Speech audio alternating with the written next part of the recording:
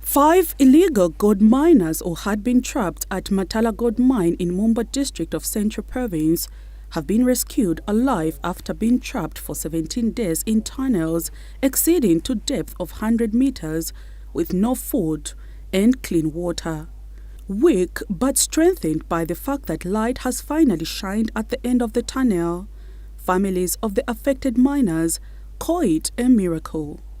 Banjire ansi atane opaga last woti dona group yagwe bantu aba bazwe soon ne group ya don njitu pagulumba gwejino jindi.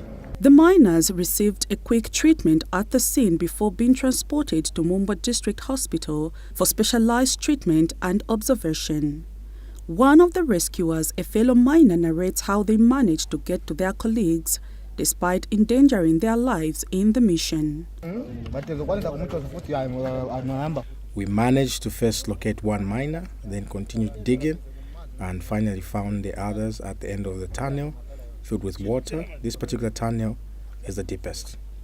The Minerals Regulation Commission representative also explains that the rescue team has been on the ground for the past 2 days, continuously searching without breaking off after signs of life were heard in the tunnels. You can imagine how hard it has been because we got the indications that these guys were alive about 2 days ago. So we've spent 2 nights here because it was difficult to leave them, when we could talk. When you call the answer, to knock off and go home and sleep, it was very difficult for everyone. So these guys continued working until they made that breakthrough. This act of bravery by community members who refused to give up the search for their colleagues, despite all hope of finding them alive being lost, has been hailed by the former Nangoma Member of Parliament Collins Nzovu, who calls them heroes who deserve recognition. We need to get all your names, all the names. Talk to Amalambo and everybody. We need to give you something. Amen. Tell the president about your good works. You need special recognition.